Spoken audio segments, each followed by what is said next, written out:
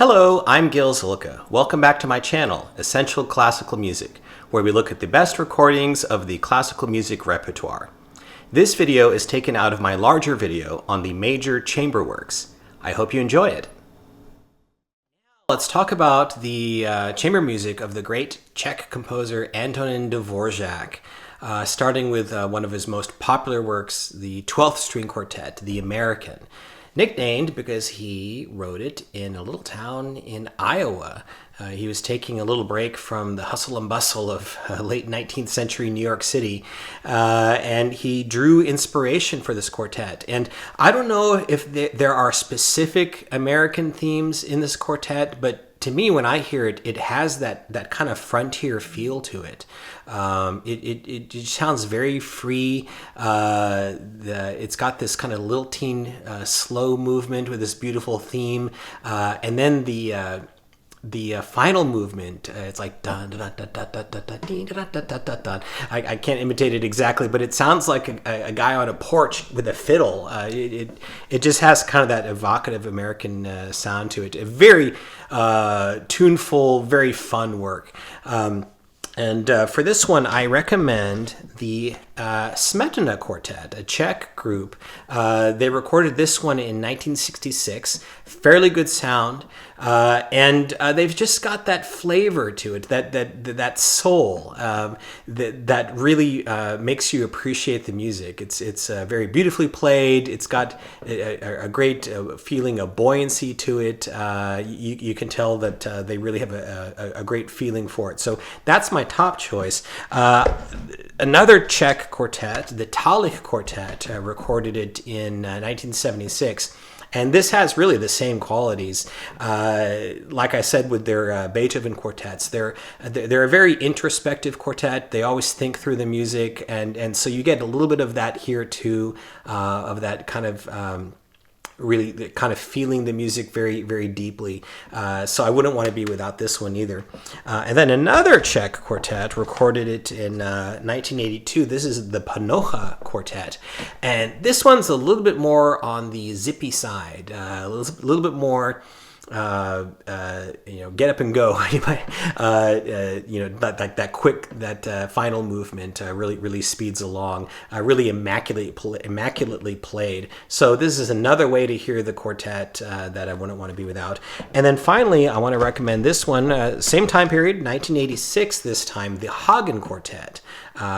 Hagen Quartet was really a wonderful group. I don't know if they are still playing today, but their heyday in recordings were like in the 80s and 90s, nice digital sound. They produce wonderful tone, very immaculately, everything's immaculately shaped. So this is a really wonderful version as well. And then his other really famous chamber work is the second Piano Quintet, Opus 81. This one, it opens with this really cool kind of mellow cello theme, and the thing about Dvořák is he was very connected to Brahms.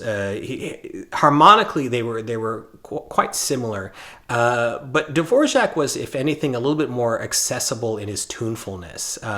It's just he had just like endless invention for melody and lyricism. So this quintet is full of that. Like the quartet, it has a really zippy finale that you just want to dance to. And then this beautiful ethereal second movement. It's actually a dumka, which is a Ukrainian kind of, I think the word is like means thought or something, but it's kind of this Ukrainian thing that has this kind of ethereal, mystical nature to it, and it's really really lovely. And for this one, I recommend again the Smetana Quartet, joined by Pavel Stepan. I think I have the name right, Pavel Stepan, on piano. Again, from 1966, and again, they just get that flavor, that Czech flavor. The Dumka movement is just gorgeously played. So this is a wonderful version. Also, I want to recommend this one from 1962 with Clifford Curzon and the Vienna Philharmonic Quartet. This is a really beautifully lush, romantic reading, and Curzon just had that wonderful artistic judgment, beautiful touch on the piano. So that's excellent. And then finally, one really old version that I have to recommend is this one, Arthur Schnabel with the Pro Art Quartet, recorded in 1934. That was another one of those old quartets like the Bush and the Budapest that just brought great imagination and artistry. And here they're joined by Schnabel.